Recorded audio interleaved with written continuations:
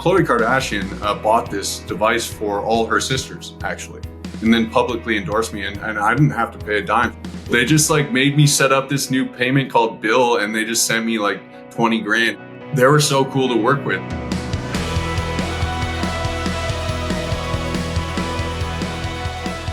Welcome to the show, folks. When I'm recording this podcast, sometimes off to, I guess, my right, maybe your left, depending on how you're looking at the screen, I often have these crazy devices. And one that's been beside me for many shows lately is this crazy looking contraption.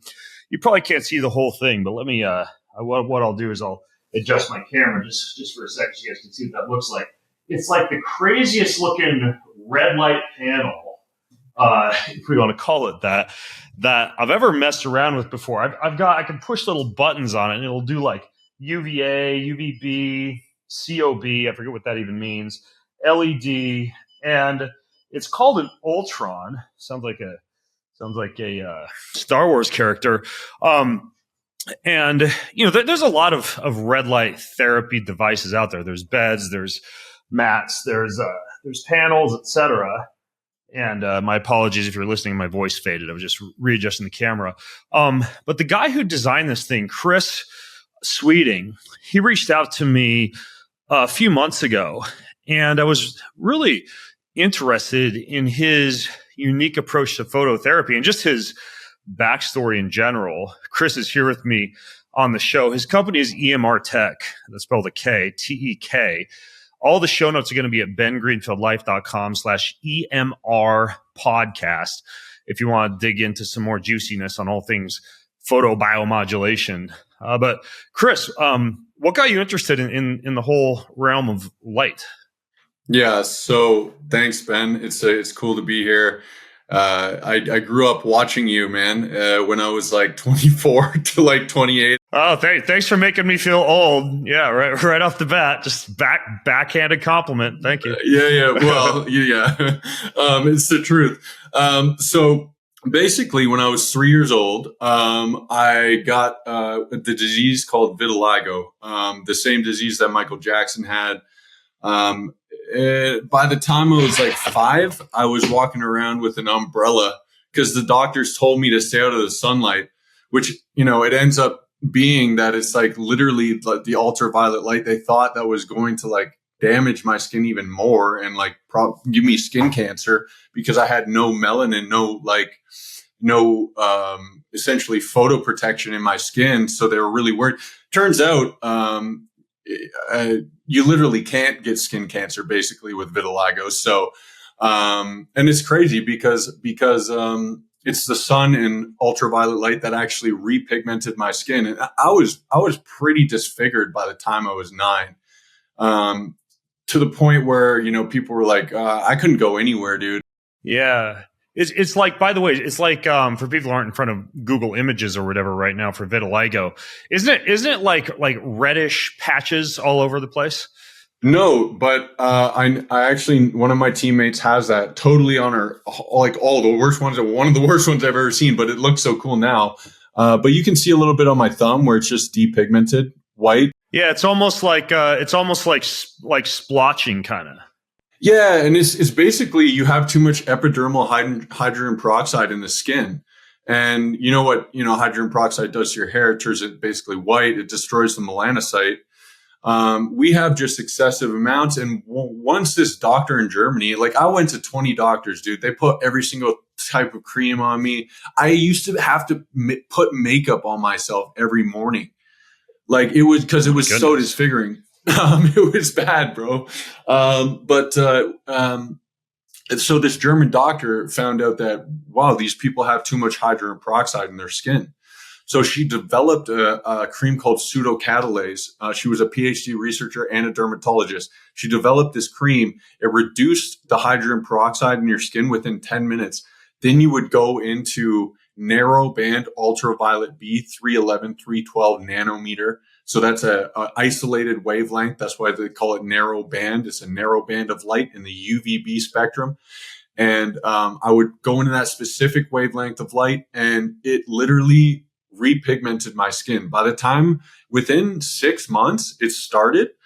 And then within the next 1 to 2 years, I was fully repigmented, and I've literally never had a regression except my hands and feet. That's known it's common in the literature. It's just, they think it's to do with how much chemicals are put on your hands and how much wears on your feet with the shoes and the socks and everything like that. So, but everywhere else, man, I've totally repigmented my body. So no more makeup. So is the story of your company like you just taking that light and reproducing it, or how'd you start making these panels? Long story short is I had these beds, these tanning booths in my room, bro. I had broadband UVA, narrowband UVB. I had broadband UVA, UVB, and I grew up with these in my bedroom since I was 5 years old. I remember I couldn't even open the doors. Are these like the same kind of tanning beds you'd find at like a hair salon or a gym? No. We use the exact same bulbs that I grew up using. They're Philips from the Netherlands. It's a company in the Netherlands, most vetted ultraviolet product you can buy, right? Because it's hazardous. Your ultraviolet light can be hazardous in excessive amounts, or if it's just like a bad bulb or something like that, they make a mistake. So 311, 312 nanometers, that's the wavelength that I was using in the UVB spectrum. UVB does create, fingerprint mutations in the skin, but 311, 312 nanometers, the reason why they use that is because it has the lowest mutation frequency. So you get all the benefits of like increased vitamin D through synthesis of cholesterol in your skin and also a plethora of different benefits with the lowest mutation frequency or rate in the ultraviolet light spectrum. So, or UVB spectrum. So, how much time, like compare and contrast this with sunlight for me. Like if I'm using the UVA, UVB spectrum in the wavelength that you've just described, how long would I need to be in front of it? If I didn't have vitiligo and I just wanted the benefits of, say, vitamin D production in winter, for example. So you're going for it's what's called minimal erythemal response, right? The erythema is basically the blood pooling into the skin to harvest the ultraviolet energy back into the blood. That's why you can push on it and displace it. But what I mean by, and that's the erythema, but what I mean by a minimal erythemal response or dose, it's actually dose, is you want to turn slightly pink. So Ben, it looks like you got a pretty actually good tan on. So I think you'd be good around 3 minutes. Okay. I have my unit set. I think it came factory default set at 4. For that, you could do 5. You could do 5 and you'd probably get MED with 5. But that's the thing. My tanning device is even lower, like a little bit more tame than a full blown ultraviolet narrowband tanning booth. We're using slightly, so you can go even more. I think if I was to estimate, and it's not a recommendation, but I think what would trigger MED for you'd around 4 minutes. Could you equivalent the time length of UVA, UVB using a panel like this to how long you'd have to spend out in the sun to get a similar amount? 30 minutes at 12. Okay. And is it true? I know we're bouncing all over the place here, and I want to hear a little bit more about how you came to form this company. Is it true that if UVA and UVB exposure is accompanied by the red light spectrum, that it somehow balances it out in such a manner that it becomes potentially less hazardous? Yeah, absolutely. Because, yes. I would use the red in the morning, or just get exposure to sunlight in the morning, like morning sunlight, because it preconditions the skin to accept the ultraviolet light in the afternoon. Then it's, the reason it's red again at night is photobiomodulation resolves acute inflammation. That's Mary Dyson's work. She did it on rats and humans, but that it's really buried. But that's all she studied was wound healing, and essentially how the effect of photobiomodulation in resolving acute inflammation. So in the morning, the red light preconditions your skin by thickening the stratum corneum and thickening the stratum corneum. It's called a solar callus of the skin, and so it's more durable in the afternoon to accept the UV light. And then in the evening, when it's sunset, it's red again, and that resolves the acute inflammation induced by the ultraviolet light in the afternoon. Okay, this is super. I haven't talked about this on the show before, Kris. I always thought when people say solar callus that they were talking about time spent out in the sun. You get a tan. The tan helps to protect you from the rays of the sun. But it sounds to me like what you're saying is that if I am going to be a sun seeker and get all the health benefits of the sun, in an ideal scenario, I am, and this is way too woo-woo, natural, and ancestral for many people, I think, but I'm going to get red light exposure from the sun, or if I can't, from something like a red light panel in the morning, like literally like seeing the sunrise. And then I'm going to spend the day, be out on the beach, out in the sunlight, working in the garden, whatever. And then as the icing on the cake, I want to also expose my body to the red light of spectrum at sunset. And that's kind of like the perfect sandwich for human skin, like a sun sandwich. Yeah, that's a sun sandwich right there. And it's, here's the thing, man. Like if you don't do that, then there is like deleterious effects. If you don't do that, then the sun is bad. It's not that it's bad for you, but it comes with negatives. If you don't do that, it does come with negatives. If you're just in like Las Vegas eating French fries by the pool between 2 and 4 p.m., you slept until 10 a.m., never saw sunrise, you're in the club and you never see sunset, that's an example of improper sunlight exposure. Yeah. And, I think that is the kind of scenario that does result in some kind of like pathology if it's like done for like 10 years. That's exactly the kind of thing that, and I was just talking about that with my friend. That's exactly what I think is a big problem.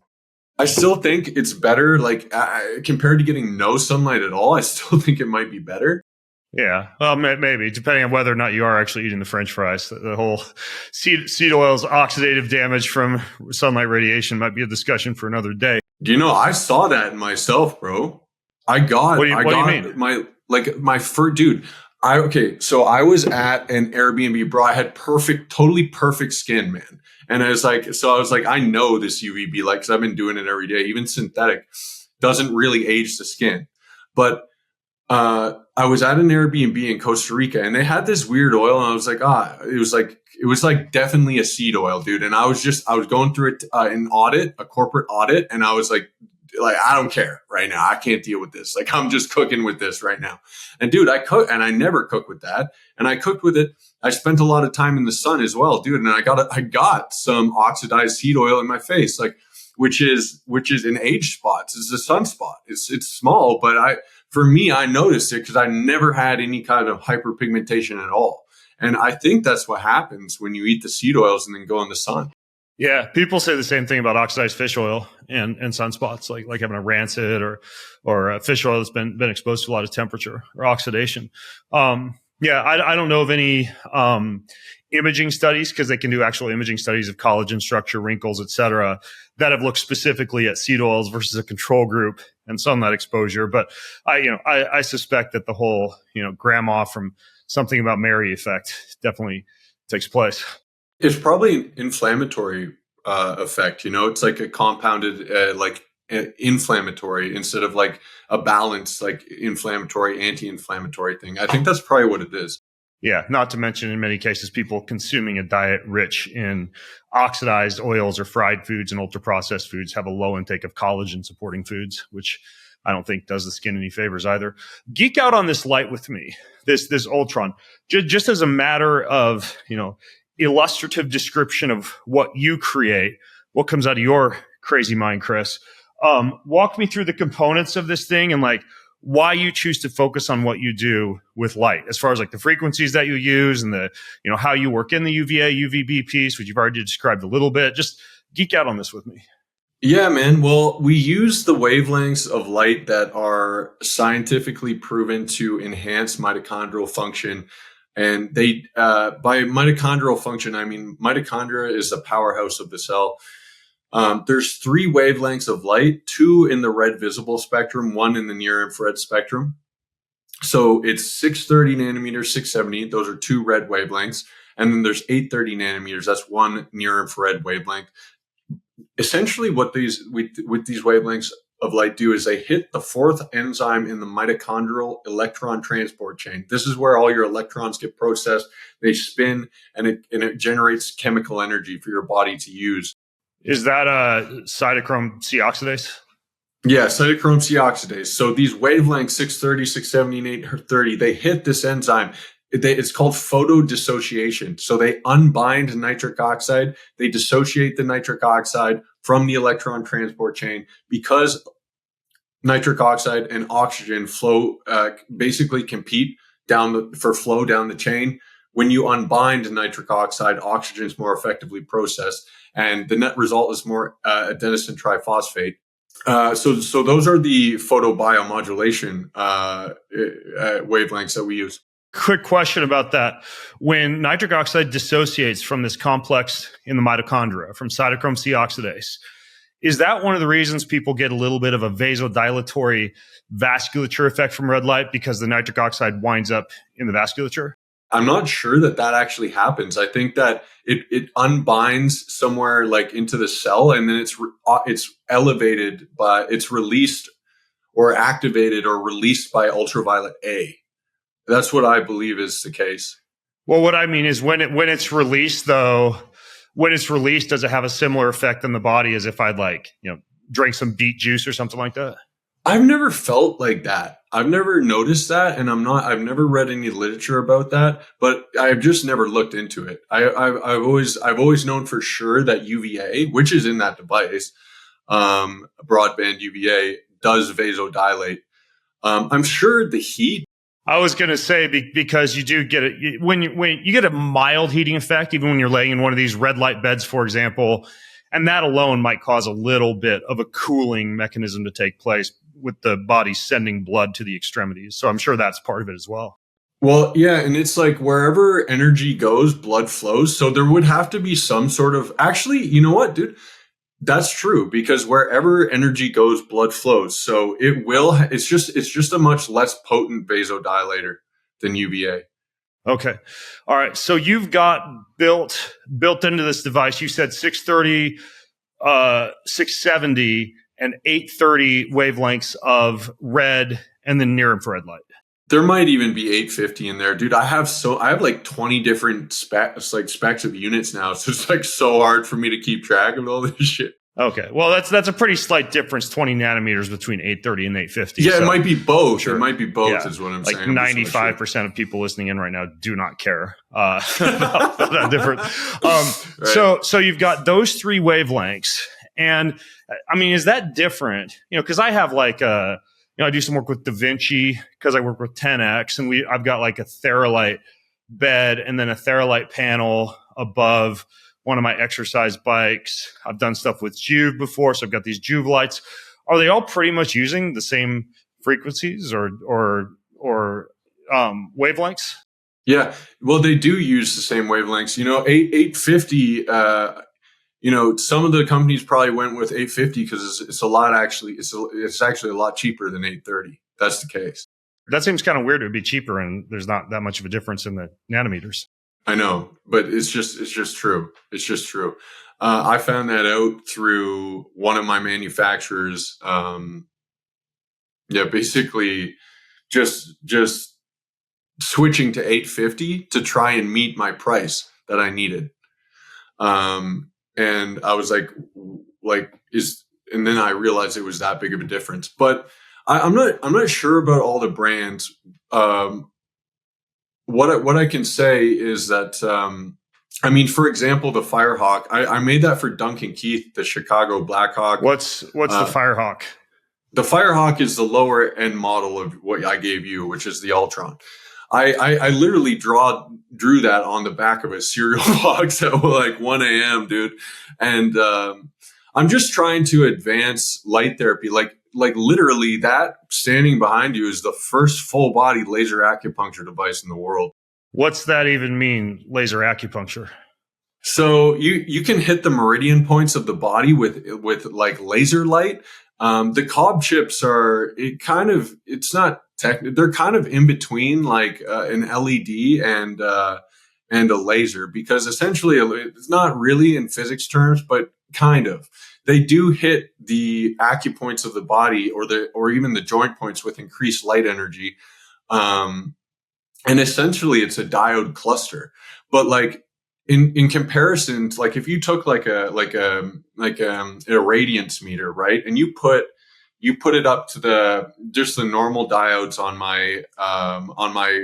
on the unit that you have, and then you moved it over to the cob chip, the difference would be like 200 to 1400. So what do you mean cob chip? Sorry if I sound dumb here. I might need some explanation of this. it's called a circuit on board chip. So the large globes on that. So these things?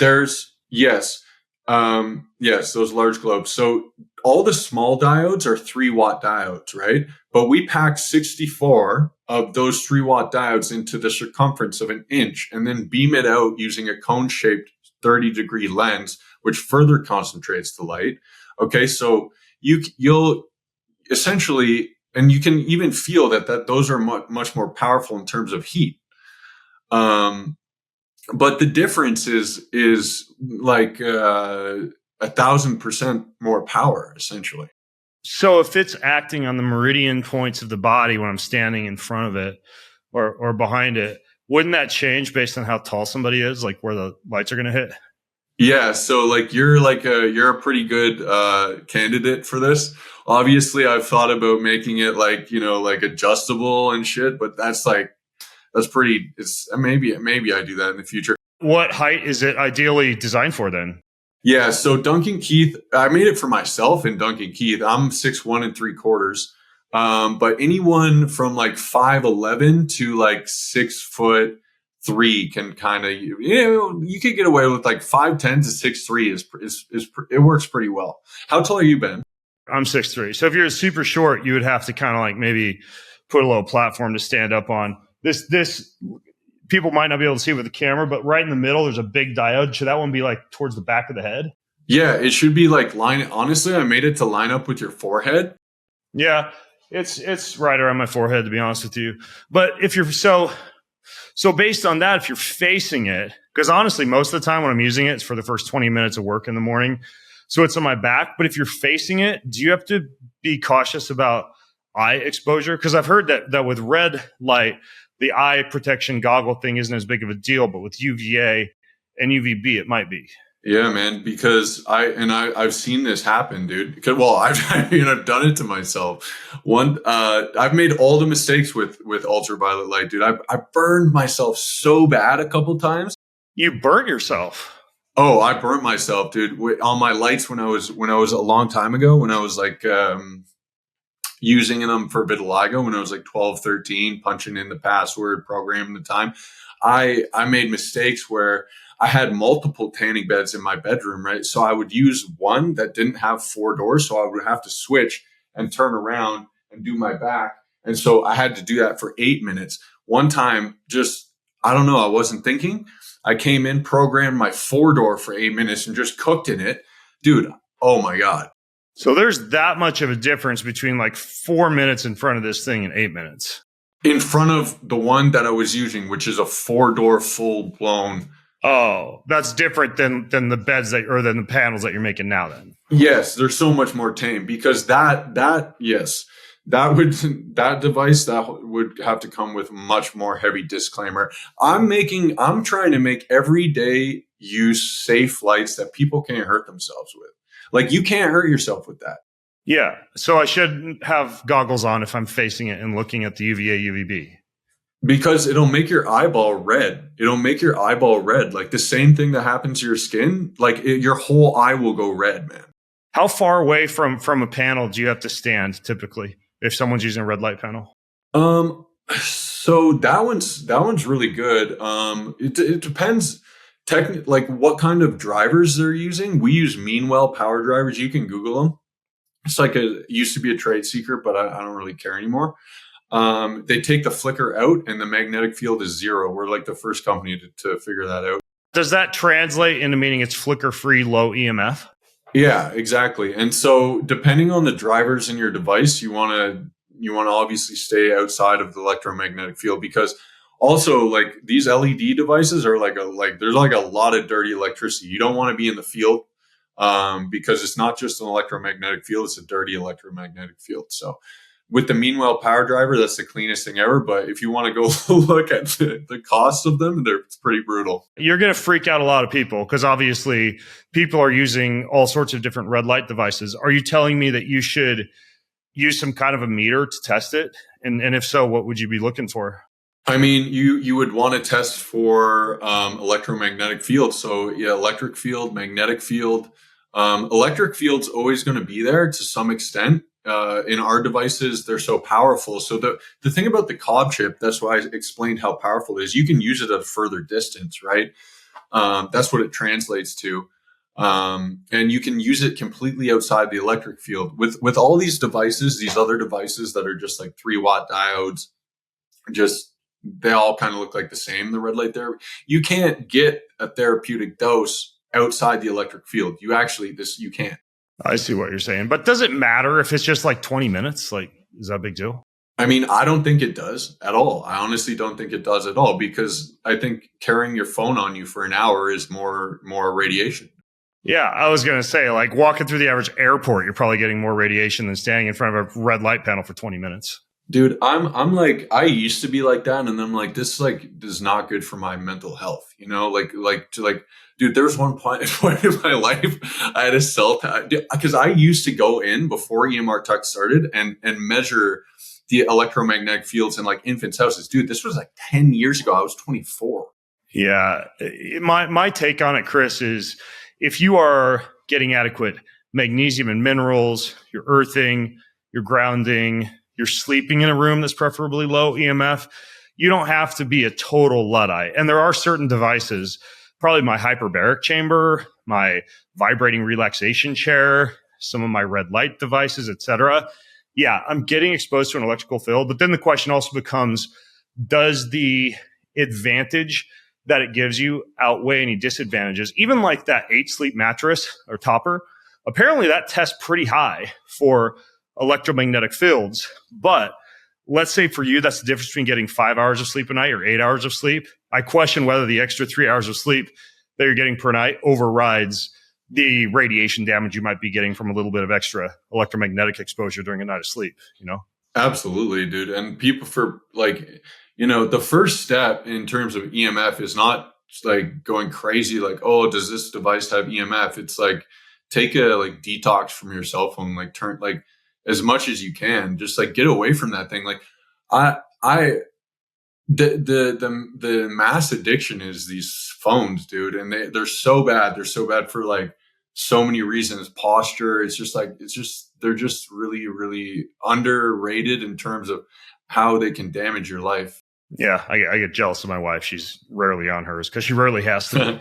Let's talk right? about marketing terms in the red light industry. You hear the word full spectrum thrown around a lot. What does that mean?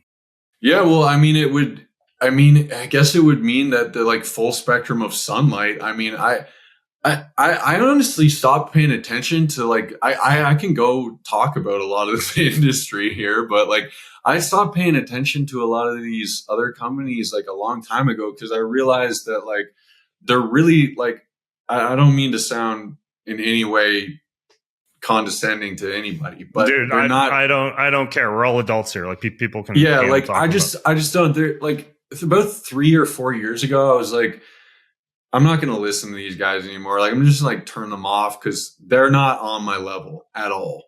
Well, a lot of people listening are going to jump right out and say, "Well, that sounds pretty haughty of you." So what do you mean when you say that? That's fine. I mean, you can just go take a look at the manufacturing level on the Ultron on my website, and then if you want to send me something you think's comparable at the a similar price point. I mean, that's really all I think I have to say. Okay. Explain that though. Let's say somebody's listening right now. They're screw it, I don't have the time to go visit this website. I'm right in the middle of a workout right now. Walk me through what it is that you've done that's different. Well, I mean, like I said, we're the first company to actually take the flicker out. We took the magnetic field completely out. You can take a tri-field or magnetic field meter and push it up literally against the device, it's gone. And just in terms of the Cobb chips, essentially Khloe Kardashian bought this device for all her sisters, actually, and then publicly endorsed me, and I didn't have to pay a dime. She actually transferred me, dude. So did you have to like adjust the meridians for like butt real estate or anything like that? The custom man. version? No, they were so cool. They just like made me set up this new payment called Bill, and they just sent me like 20 grand. And then it was like, they were so cool to work with. And then I got connected with all of them.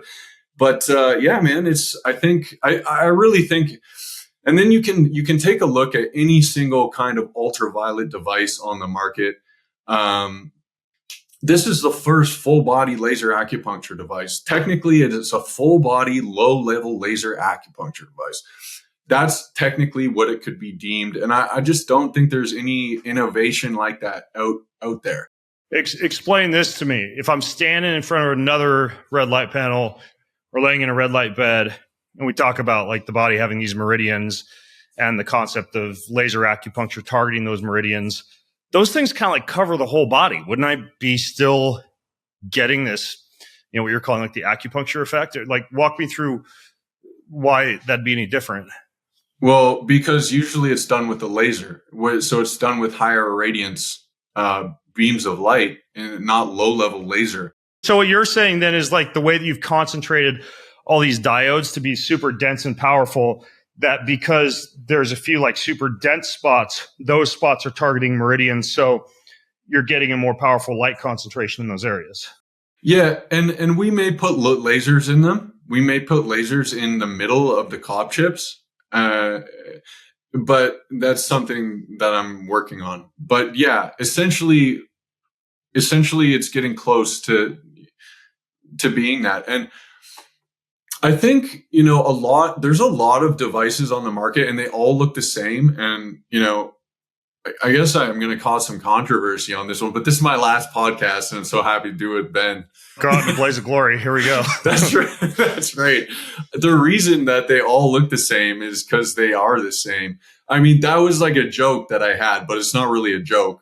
I just got sick of like people asking me like, hey, like, what do you think of this device? I'm like, you mean the same device that every single other company sells, like with a different stand and a different logo? It's just that's what it is.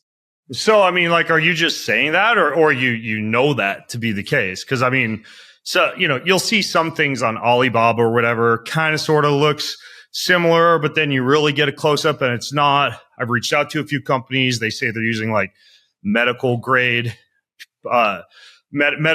materials that are different than the ones that you get from China. So, how do you know? How do you know?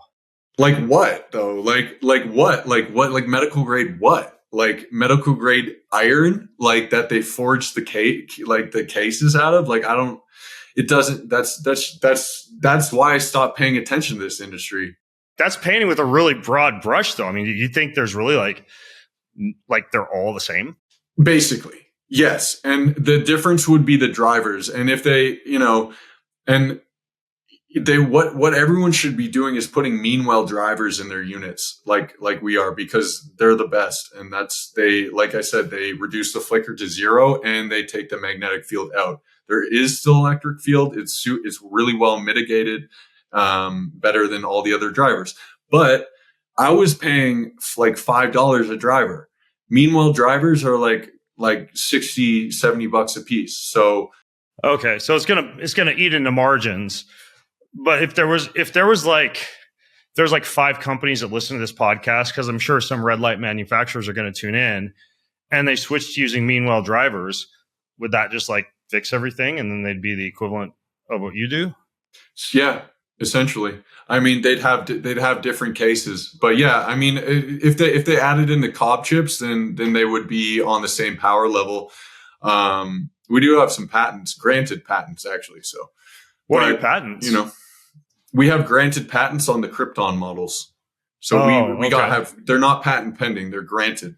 What's a Krypton? A Krypton is a smaller ultraviolet device it's like the baby brother of what you have, which is the Ultron. Okay. All right. So, I don't know I love superheroes. I actually had to change a lot of names on my, I had to change a lot recently. We had to just ChatGPT the whole list and put it over to something. What, are you getting sued by Marvel or no, Disney, man, but I could. Yeah. Okay. So preventive business practices. All right. So you've got full spectrum. And then here's another couple of terms. I would love to hear your take on this. You hear broadband and narrowband as other terms that are used. What do those mean? That's legit. Broadband is the full. So broadband UVA is what we have in the Ultron. That's the whole UVA spectrum. Narrowband in the context. So it's a narrowband UVB 311, 312. That is a narrow band of light, only 311 and 312 nanometers out of like the whole wavelength or whole spectrum. So it's 2 wavelengths in that spectrum instead of the whole broad spectrum, right? So it's a narrow band. Those are legitimate terms. Those are legitimate. So broadband refers to UVA, narrowband refers to UVB. When we're talking about red light, we're up in like the 600 to 800s. But when we're talking about UVA, UVB, that's basically the red light is narrowband too, right? Because it's an isolated wavelength. Oh, because it's a narrow band. That's what you mean, right? Yeah. And the reason we use the broadband UVA is because and narrowband UVB is because the narrowband in the UVB, that wavelength specifically, is deemed to be the least mutagenic. So like, not only am I going to Philips in the Netherlands to source my bulbs, so you don't have to put the trust in EMR-TEK. You can relax and know that we're using Philips FDA cleared ultraviolet, most vetted ultraviolet product in the world. Expensive, but it is what it is. And they have the least mutation frequency. And also Philips, because they've been around so long, they have been used in the medical literature for narrowband UVB therapy the most. So yeah, least mutation frequency, meaning lower risk of me like growing a third testicle on my backside. Yeah, UVA, which is a funny segue. Yeah, which is a funny segue because I remember an article when I was growing up about the shining red light on the balls. That one's never going to die. I won't live that one down. Strike 2 for making me feel old. All right, so that's also a segue into something I want to ask you about.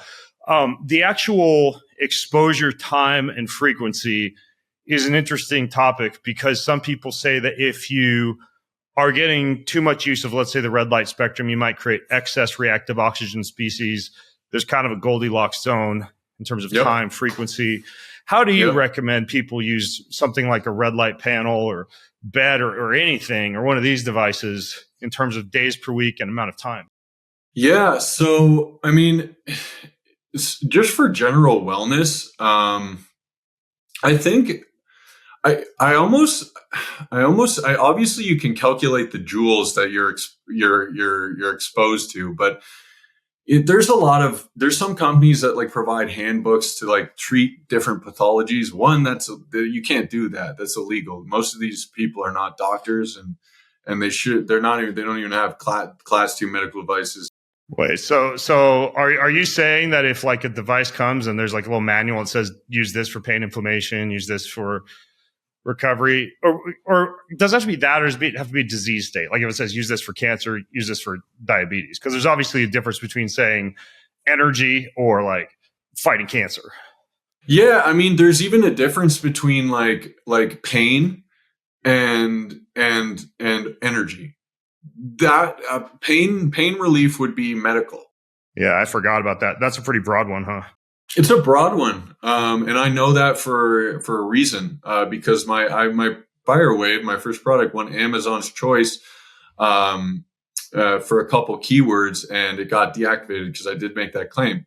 Yeah, so there's a lot of people possibly playing with fire. All right, so that being said, tell me about the time and frequency. Yeah, so I mean, you'd have to calculate the joules, but of energy that you're absorbing, and yeah, that's a little bit more complicated. I was going to say most people are not going to do that. Let's go with large averages here. Right. So like I think for people for units that are producing over like 100 milliwatts per centimeter squared, I think you can do anywhere from like for at a it depends, like at a distance of, our general recommendation is at a distance of 30 to 80 centimeters, um 10 to 20 minutes depending on essentially the depth of the target tissue and the obstructive tissue in front of it, like the brain, for example, is going to be a little bit like more exposure than the skin, for example. Meaning the brain could use higher amounts of red light exposure than the skin? Yeah, and irradiance also affects penetration efficacies. Yeah, only like 2% or 1 to 2% of the near infrared photons are actually going to penetrate the skull. Ben, that's why I have, and transcranial photobiomodulation is light passing through the skull to enhance brain function, essentially. I have one. I have a V light. You heard of them before? Right. They are in Toronto, and that's actually a really cool company. Like that's a company that did some innovation. I remember I was like, this is really cool. Are you doing anything like that with your company, with EMR-TEK? So here's where we're going. And essentially because I realized that I had too much epidermal hydrogen peroxide in my skin and that I could modulate that factor with a topical applicant and then go into a specific wavelength of light and literally way more effectively treat, in this case, a pathology. But I'm looking at it from a cosmetics perspective. So I've made cosmetics in South Korea, essentially that synergize and amplify the effectiveness of, for example, increasing collagen, elastin, reducing hyperpigmentation. And I have coinciding products that go with each wavelengths of light. For example, our mask, our new Eterno mask, it's a multi-wavelength LED face mask that floats 3 millimeters off your skin. This is a kind of like design, like, for example, there's a mask out there that they all look the same for a reason. Even the mask is because it's the best selling product on Alibaba. And even all these branded companies are using it. But that sticks right on your face. I know this because I do a clay mask once a week and I wear one of those masks and it's always like stuck with clay when I pull it off. So it is tied up against the face. And then you have to clean it. And then so ours literally floats 3 millimeters off your face. And so if, say a woman had wanted to increase collagen and elastin, well, it's almost common sense that you would apply like a hydrolyzed marine collagen topical applicant with maybe some vitamin C to enhance collagen synthesis, some other things to support collagen, elastin, and the fibroblast tissues or cells, and then you would apply red light or red and near infrared light for like increased collagen elastin. If you had a problem with hyperpigmentation, well, you would use 525 nanometer green light. That's also in our LED face mask. But you would prime the skin with something like niacinamide, coenzyme Q10, which also coenzyme Q. These are both alpha albutrin. These are like bleaching agents for the skin to reduce hyperpigmentation. 525 nanometer green light also is suggested to reduce hyperpigmentation. Wouldn't that give you like a pale face though if you didn't have enough pigmentation? I mean, it could, and that's what a lot of the women in Asia are doing. Oh yeah, good point. I've heard about that. Like there's like a craving for a slightly lighter complexion. Yeah, and we're seeing it in our sales worldwide. But it's really funny actually. But long story short, women suffer from hyperpigmentation, and it's something that really bothers them. I know this because my mom tries all my products, and she loves this stuff. Do you have that on your label? Mom tested, kid approved. Yeah, I should. I should. I should. Yeah, absolutely. Okay, so you were saying the direction of your company, is this what you're doing now? You're just doing like face masks and topicals? It's cosmetics. It's really cool because it's literally a sheet mask from South Korea. Like we did it really right, man. They're all color coded. The branding's even amazing. The branding was the hardest part for me. The scientific part and the idea was pretty much easy. Getting a real cosmetics company like this, branded properly. Like that was a challenge. But yeah, so basically it's a sheet mask. They come in boxes of 10. You open them and you like separate it from the Oh, I've worn one of these before. It's like this sticky thing that you put on your face. Yeah, but don't you have to just like lay on your back? Like you can't walk around with that on? But this is what my mom does. She's watching TLC. She's chilling when she gets home. In skincare, I was kind of I don't know if you guys know this company. It just got bought for $1.3 billion from Estee Lauder, but it's called Decium Cosmetics, the ordinary, the abnormal beauty company. I feel like I'm living under a rock. Never heard of them. Bro, so I had the opportunity to hang out with the founder of that company. Long story short, he said he was going to expose some people from financial crimes and at that level, and never was seen again. That was the last guy to have dinner with him. He gave, it's super creepy, dude. It's true story. His name is Brandon Truex. Fell from his balcony, 33 Mill Street. My girlfriend was his real estate agent. Anyways, oopsies. Yeah, not sure if he fell actually, but I got the benefit of hanging around him, and so he kind of taught me a lot about cosmetics to the point where we were going to fly to Morocco the next day, or someplace in Italy. He was just going to pick, and we're going to start a new cosmetics company because Estee Lauder had ousted him as CEO of Decium at that point, and he kind of lost his whole family. Oh, so he sold Decium to Estee Lauder. Now he's out. Now you're talking with him about a concept, and then he dies. Yeah, exactly. And to the point where like he was going to come pick me up. We're going to expedite our passports because we both didn't have them ready, and he just doesn't show up. But besides that, he taught me all the really ways to do a cosmetics properly. Like he's like, go to South Korea, use this lab, blah blah blah, and yeah, man. I mean, so the thing, he also taught me about the experience and the routine. Like, I don't know if I should blast all my details on here, but like women want like a routine and an experience for cosmetics is part of the reason why I'm just talking some psychology behind the whole industry. It's part of the reason why women will go to like buy like expensive Estee Lauder cosmetics and mix them up in front of a mirror and apply them every night. Literally make like there's 3 components and they'll mix it up themselves and apply it because they want the experience. They want the routine. Yeah, it's a ritual. It's like, yeah, this is like when I finish a workout and sometimes I don't feel like a smoothie and I make a smoothie just because it's part of my morning ritual. Sometimes I just make it and then I'll have some of my son's eggs instead. It's just there. It's fun. And what if like, so my mom likes to watch TV. So she just puts this mask on. She can still see, she can still like eat, she can still breathe. And then she'll take it off, let it just sit in for like 10 minutes. And then she'll she doesn't even move. She just takes the LED mask, which is totally wireless, straps it on her head and use it. And there's zero light leakage, zero. You can look at the pictures on her website and she can, she can watch TV or whatever, or cook or read or whatever, but it's a full routine and experience. And the thing on top of it, that's the best is this shit. It works. I made sure of that. My ex-girlfriend had terrible laser burn, like really bad hyperpigmentation in her back.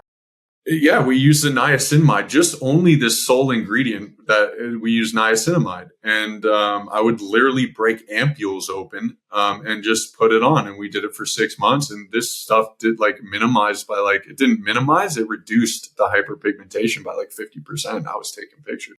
What would happen to a guy's face? Like if a guy like me were to wear a mask like this, am I doing it every day? And also what do you see?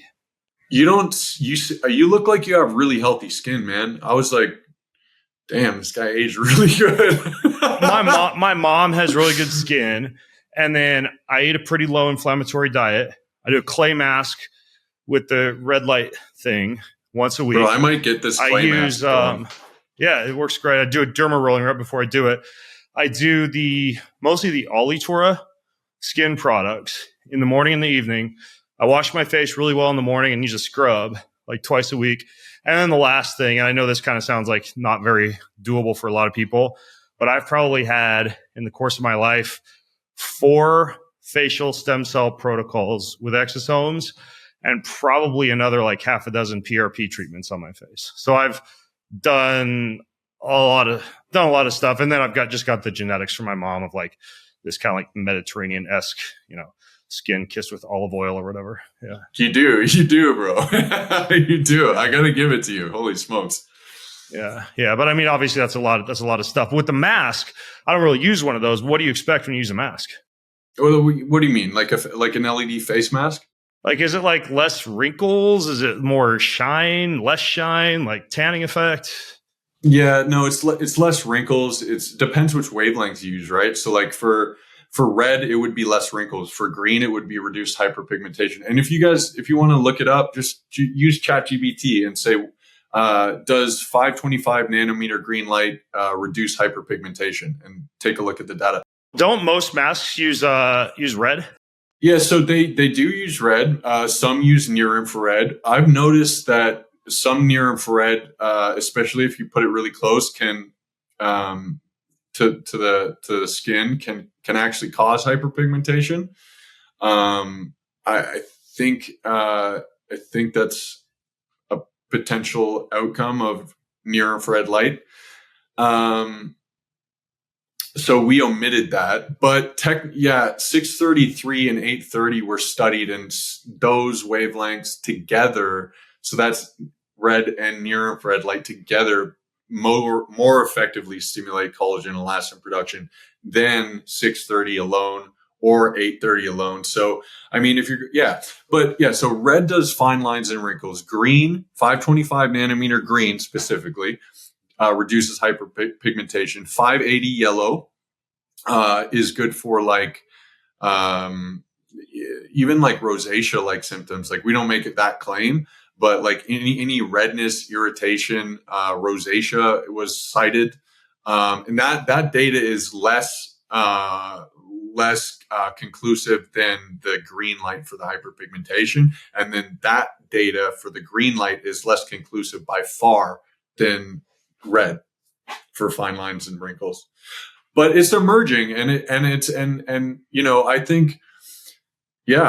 think, I mean, because of my story, and I saw it literally happen to my body, I think this stuff is really, really possible.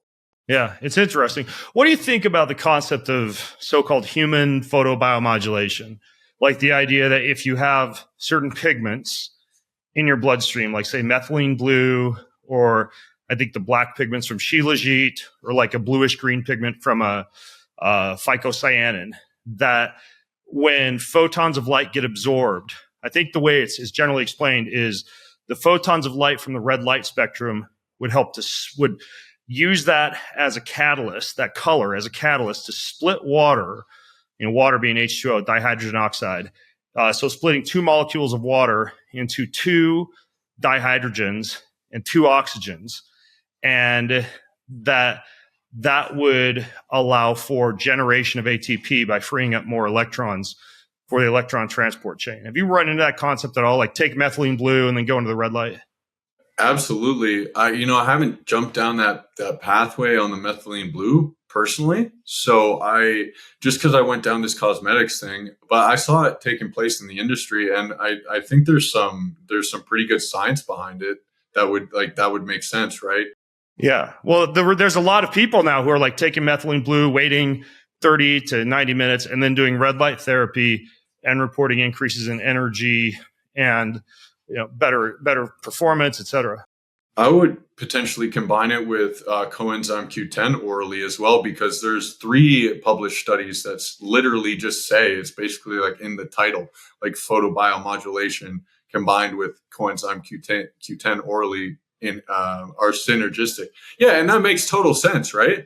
That's a common ingredient in a supplement like a multivitamin, ubiquinol or coenzyme Q10. What you're saying is you could time that prior to red light therapy, and I don't know the mechanism of action for that. It might act as a catalyst for splitting water also, but you would essentially allow for better photonic splitting of water and more electrons for the electron transport chain, subsequently more ATP by using CoQ10.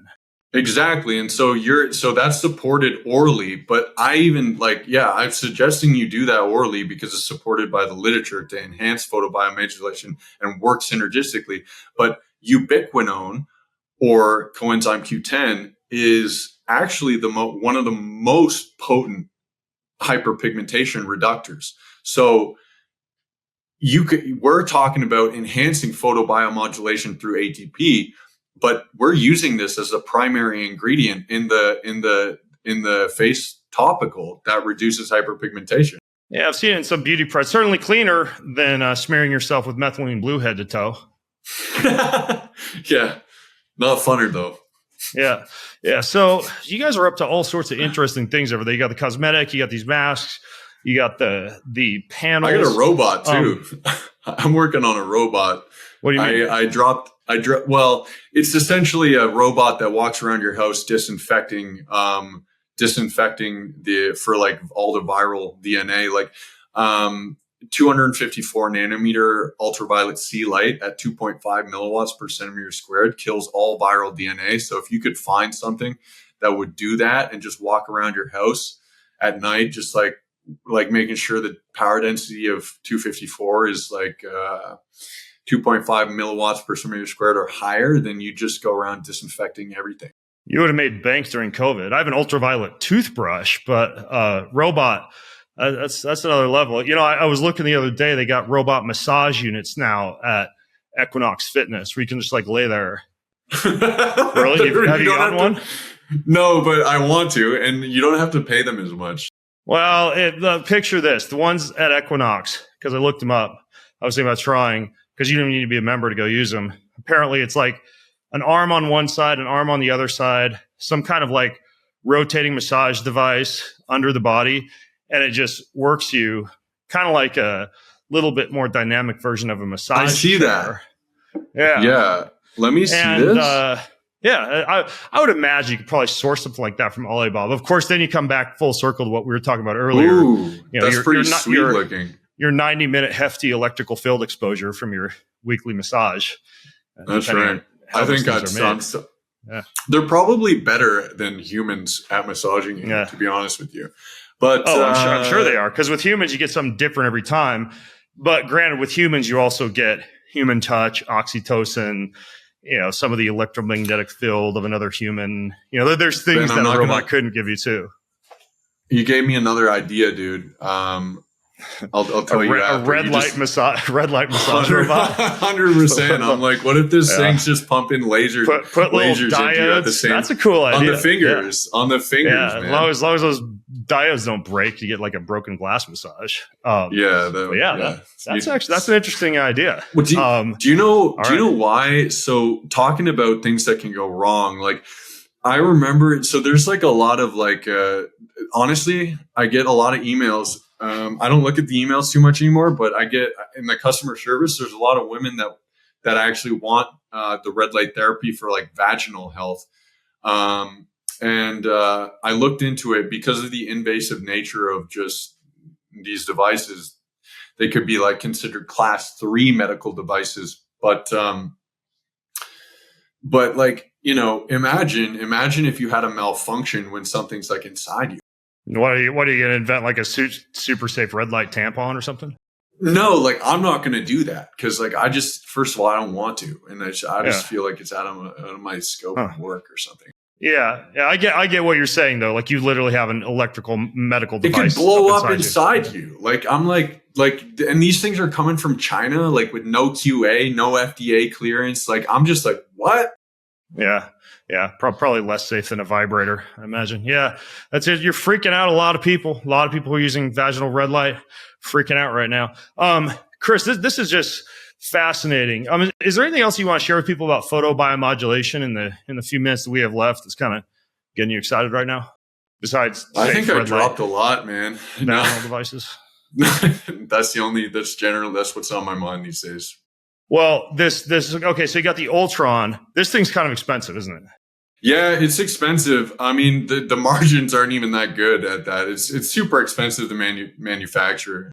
But then you said the other ones were the Firehawk and the Krypton. The Kryptons we have a mini Krypton. It's like right now with the discount code, it's like $600. And that's like one of the more expensive devices on our website. It's an ultraviolet light. It'll do the trick. It's definitely a cool place to start. You can, I'm not going to make the claim that it increases vitamin D, but it has the same bulbs that are clinically proven to increase vitamin D in other studies. We used to say, but I'm not making that claim on my product, but I'm just saying it does. All right. Well, I'll if folks go to the show notes at bengreenfieldlife.com/EMR podcast, I'll link out to your catalog and your website and everything. I think we do have some kind of a discount code somewhere. And yeah, if you guys have questions or comments or feedback, things I didn't ask Kris, just leave them right there in the show notes. I read all the comments again at bengreenfieldlife.com/EMR podcast. Kris, you are one fascinating dude. Thanks for doing this. Thank you, sir. You too, man. Thank you. Thanks for making me feel Take old. care, man. All right, folks, I'm Ben Greenfield. I'm with Kris Sweeting. Sign out from bengreenfieldlife.com. Have an incredible week. Do you want free access to comprehensive show notes, my weekly roundup newsletter, cutting edge research and articles, top recommendations from me for everything that you need to hack your life, and a whole lot more? Check out bengreenfieldlife.com. It's all there. bengreenfieldlife.com. See you over there. Most of you who listen don't subscribe, like, or rate this show. If you're one of those people who do, then a huge thank you.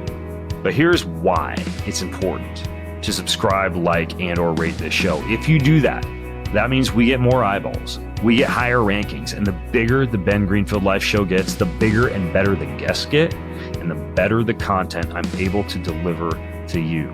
So hit subscribe, leave a ranking, leave a review if you got a little extra time. It means way more than you might think. Thank you so much.